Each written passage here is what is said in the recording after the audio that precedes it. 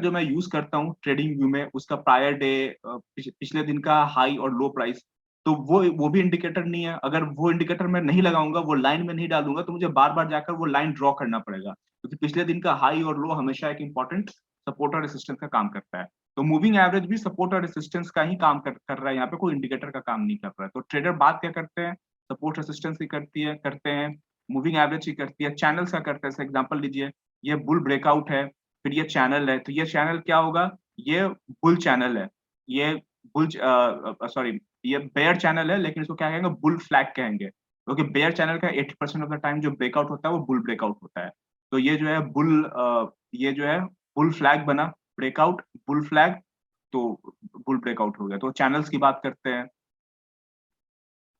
पिछले prior highs और लोज की बात करते हैं कि इसके पहले का हाई क्या है, लो क्या है। जैसे एग्जांपल लीजिए, मार्केट यहाँ से ओपन हुई, ऊपर गई, यहाँ नीचे गई, फिर ऊपर गई, अपने पिछले हाई को ब्रेक किया, सस्टेन की, यहाँ पर इसने पिछले हाई को फिर से ब्रेक किया, रीटेस्ट किया और नीचे की तरफ चला गया। फिर इसने पिछले लो को तेजी के साथ में ब्रेक किया, जब ऊपर आया तो पिछले लो को रेसिस्टेंस बनाकर फिर से मार्केट नीचे की तरफ चली गई।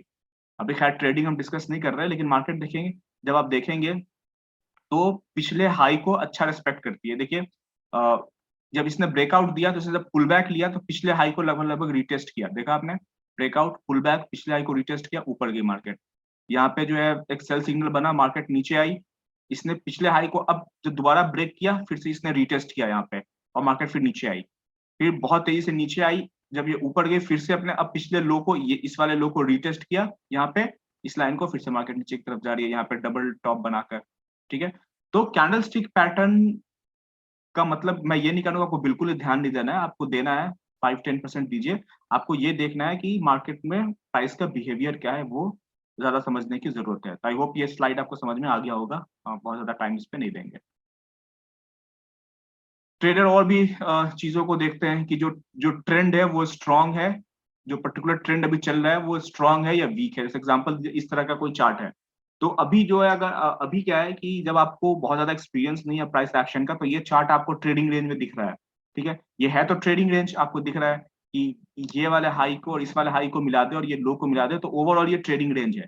लेकिन इस ट्रेडिंग रेंज में भी जो है, जो ट्रेंड है, जब ट्रेडिंग रेंज है तो फिर इसमें बेयर ट्रेंड भी होगा और बुल ट्रेंड भी होगा, तो वो किस तरह से फॉर्म हो रहा है, इस चीज को जानना जरूरी है। तो जैसे एग्जांपल लीजिए,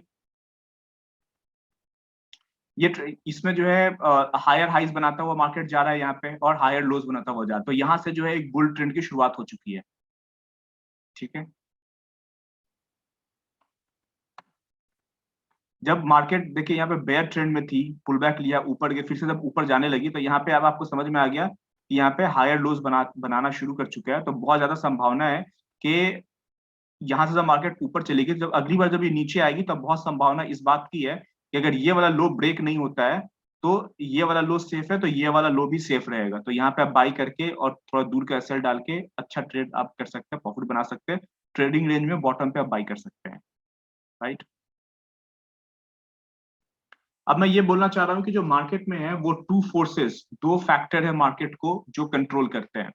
अब यहाँ पे मैं आपको जो है दो टर्म्स यहाँ पे मैं आपको बताऊंगा। एक तो कॉन्टेक्स्ट, जिसके बारे में हम बात कर चुके हैं कि कॉन्टेक्स्ट क्या है, all the candles to the left, बाएं साइड के सारे कैंडल को जो प्राइस जिस तरह से रिएक्ट कर रहा है उसको कॉन्टेक्स्ट कहेंगे। और एक दूसरा टर्म मैं यहाँ पे लेके आ रहा हूँ जिसको मैं कहूंगा मोमेंटम।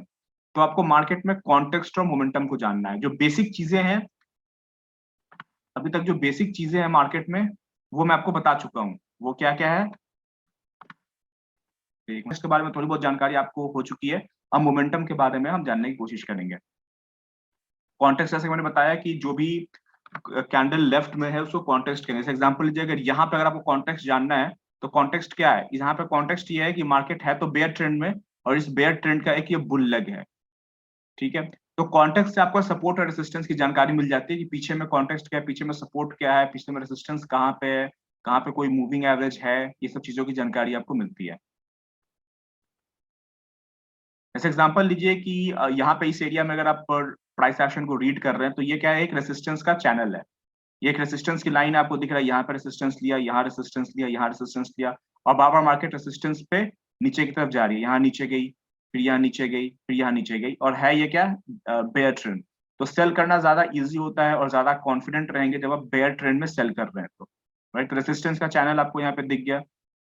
है तो ये चैनल, मैंने नीचे का लाइन ड्रॉ नहीं किया है, टॉप का ही लाइन ड्रॉ किया है, तो यहाँ पे आपको रेसिस्टेंस दिख रहा है चैनल का।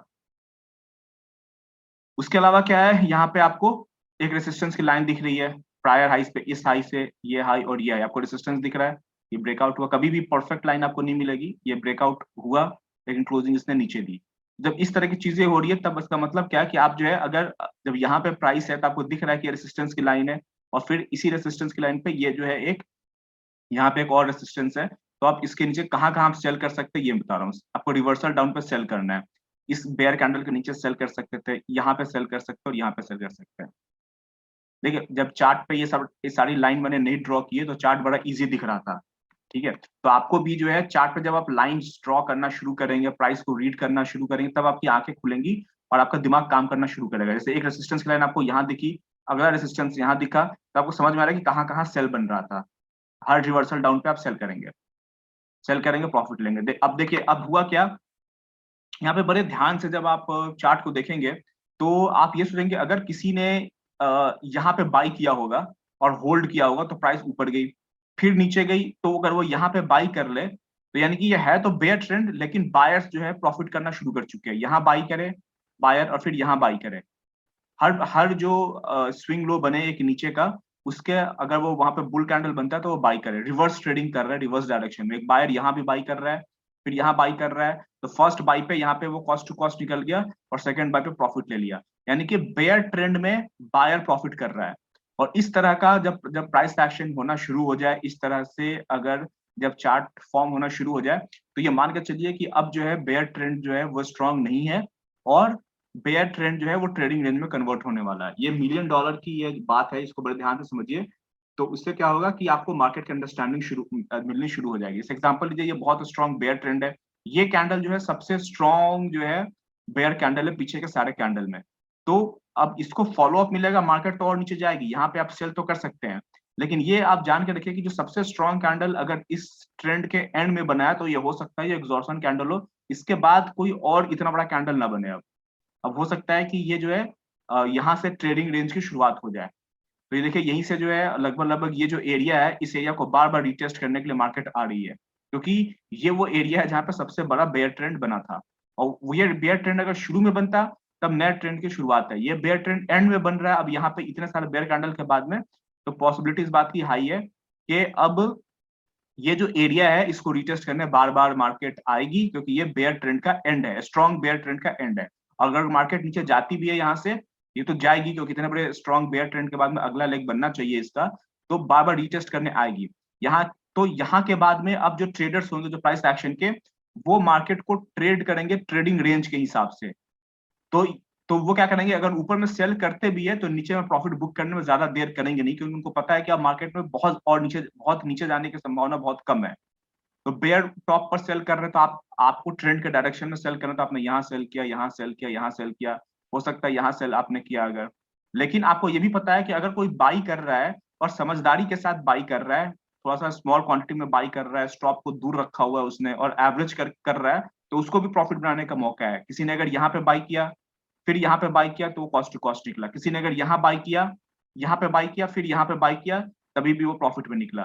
तो आपको ये दिख रहा है कि अब यहाँ पे जब आप देख रहे हैं कि बायर यहाँ से पैसा बनाना शुरू कर चुके हैं।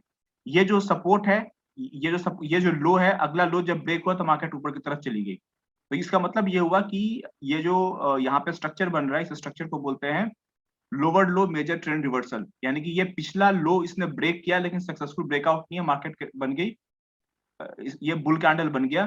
फिर से देखिए कि अब ये जो लो है, नया लो, ये ब्रेक नहीं हुआ, मार्केट ऊपर चलना शुरू हो गई। तो आपको समझ में क्या हुआ कि ये तो बेयर ट्रेंड था, ये ट्रेडिंग रेंज का प्राइस एक्शन है। यहाँ पे बायर भी पैसा बना रहे थे, सेलर भी पैसा बना रहे थे, दोनों तरफ से ट्रेडिंग हो रही थी। यहाँ पे इसने बेयर ब्रेकआउट दिया, फेल हुआ। अब जो है अगला जो है ब्रेकआउट है वो इसके नीचे नहीं जा रहा है, तो बहुत ज्यादा चांसेस है कि अब मार्केट सीधा रिवर्स हो ऊपर की तरफ में।